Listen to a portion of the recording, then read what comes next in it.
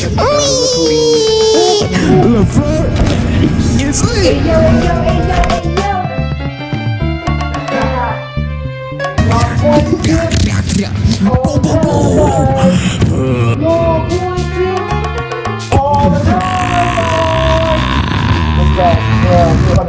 going on, guys?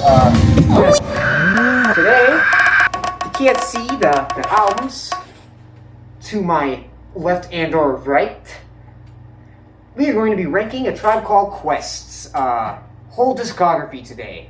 Yippee! I hope you can maintain your stay through the video. I'm just saying words at this point. Let's get it started. Number 6, The Love Movement. The Love Movement is their 1998 album. I'm going to try to throw up a graphic somewhere. That's what the album looks like. It's definitely the most boring cover. I think that's another reason why I don't like the album as much as their other projects. Just because it feels like their most soulless album. It kind of feels like a doctor's room in terms of like the aesthetic that this album has compared to the vibes that the others before it had going. I don't know. There's still some great standout tracks on here. The 3-track opening run after the intro is phenomenal with The Booty, Find a Way, and Stepping It Up. I could have got the order of that wrong, but yeah, I think that Surprise Redman feature definitely got me engaged in the album again. I don't know. Maybe I'm just a little bit more cynical and haven't given this one as much of a listen. But I feel like they just kind of had better songs on other albums. Anyways, number 5, something slightly less negative. People's instinctive paths and travels to rhythm. I always have to remember how to say that title because it is just so stupidly long. Yeah, this is their debut. 1990 came out. Phife Dawg wasn't an official group member yet, I believe. He just rapped on Can I Kick It and was doing his own thing at the time. But because of that, I do feel like this album feels more like Q-Tip's debut than anything else. Not to say that Jarobi and Phife don't put in good or entertaining performances on this record, but yeah, it definitely feels like he's the main one behind the boards and doing all the rapping. Doesn't mean there's still not standouts though. This is a debut album, so it's not going to be as, I guess, energetic or as refined as their later records, so the energy's also a little bit off. But standouts, like I was saying earlier before I got sidetracked by myself, I almost said Find a Way. Can I Kick It? Bonita Applebum, Luck of Lucian, and you know what? Some people don't like that one song about leading a wall in El Segundo, but I think it's kind of cute. I think it's a little bit dumb, but it's harmless.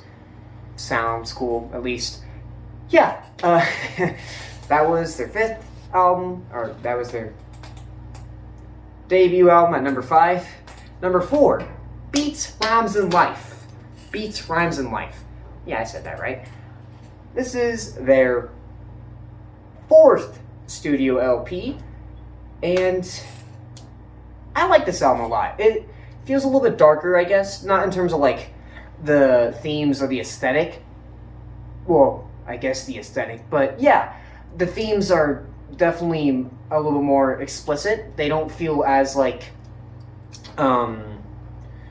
jokey or I guess as clever with the satire as they used to. I still like a lot of songs on the album, like I said earlier. Phony Rappers, Get a Hold, Motivation, Stressed Out. There's some good songs on there. But yeah, it kind of has the same fault I have with the Love Movement.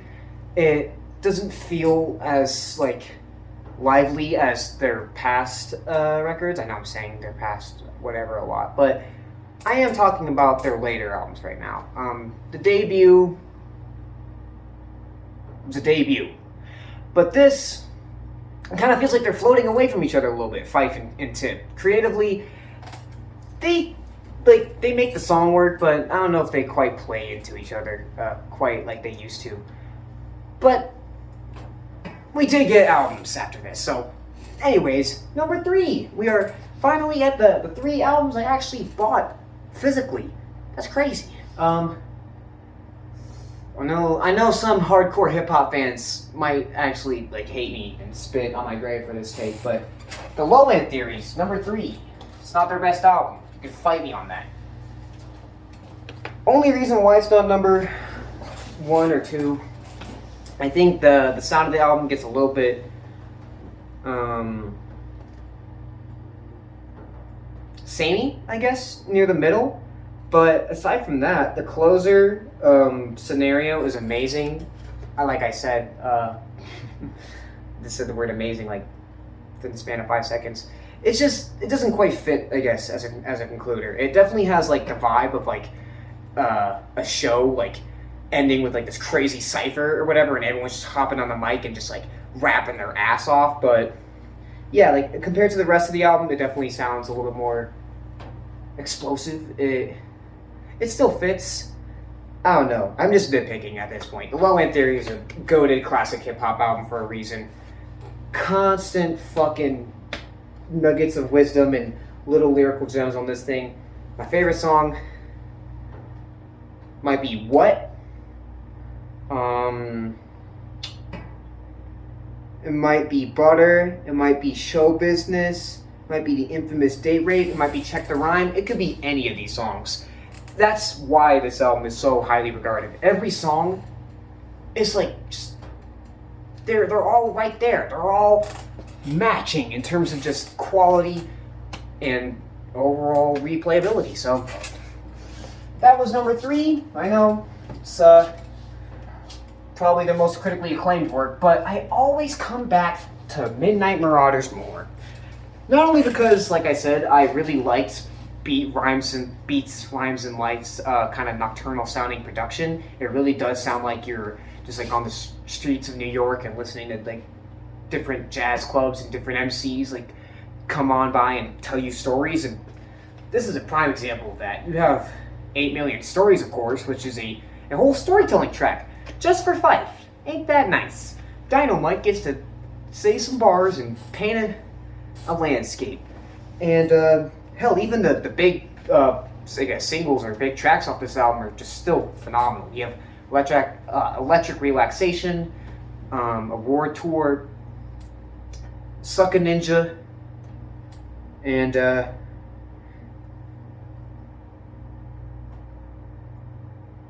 oh my god, how can I forget? Steve Berko, the opener.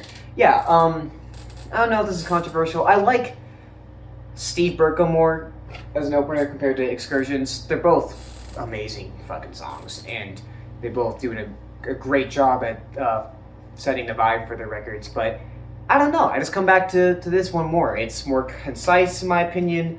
The melodic hooks really get stuck in your ear, and the production just, it really pops.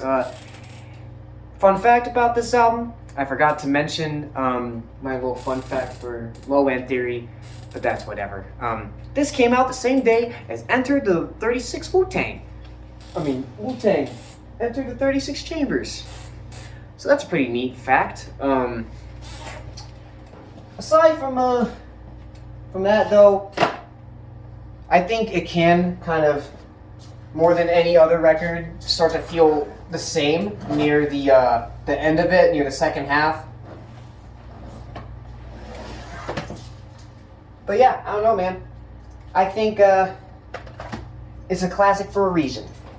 So now we're going to get to number 1. I'm not going to go back and try to grab these albums every time. But it is their most recent record, their last record, and their best record, in my opinion. We got it from here. Thank you for your service. What do I even have to say about this album? It's a genuine 10 out of 10. And if you disagree, you're wrong, but that's alright. Mobius, I will say, I really love Consequence and Busta's contributions to the album. And for like the first 2 years of listening to this album, I kind of thought Mobius like overdid it for me. I'm like, okay, like I love all these rappers, but this is a try record, and I don't want to hear Consequence and Bust trading bars. But like now I'm just happy with what I got. Like I'm just happy with how amazing this fucking thing turned out and how it could have turned out, I guess. Yeah, so I'm kind of being cheeky right now and not really saying much about the album, but I just want you to go listen to it. If I've been a little bit vague for these last 5 records about like the sound and the lyrics, it's because this one just trumps it. It talks about modern day politics, but in a just like fascinating, like, hey, this has been going on. Racial tensions in America are still a thing, and we could potentially have a president who doesn't really care about all that. This was in 2016, keep in mind, so this is when Trump and Hillary were still a thing. And God, yeah, songs like We the People and Ego, they just bite. They have like that classic snide, like, snarkiness that I feel like Tribe Called Quest are known for with their lyrics and attitude, but they're still like, you know, about just like the love of hip hop. Like they still just make amazing songs to inspire future generations. Obviously, this generation is another standout for me on this fucking album. It's number one for a reason. All these songs are standouts, but this generation, it's so refreshing because it's like, where are the majority of fucking other older rappers who have this much faith in what the new generation is making? Q-Tip just straight up like, he goes, shout out to Joey, Earl, Kendrick, and Cole. Those are 4 modern day MCs that I feel like most mainstream boomer rap fans are not gonna really know about, besides like a Kendrick or Cole. And even then, yeah, what can I say? You have Jack White, you have Anderson .Paak, you have Andre 3000, you have Kanye West, you have Kendrick Lamar, you have Busta Rhymes, you have Consequence. The feature run on this album is disgusting. Yeah, I'm a bit tired. I kind of just made this video in the spur of the moment, obviously. I bet you can tell that none of this was really scripted, so give a like if you actually enjoyed these ramblings of a madman. And I'll try to edit this down to be less pausey. Okay, have a good one, y'all.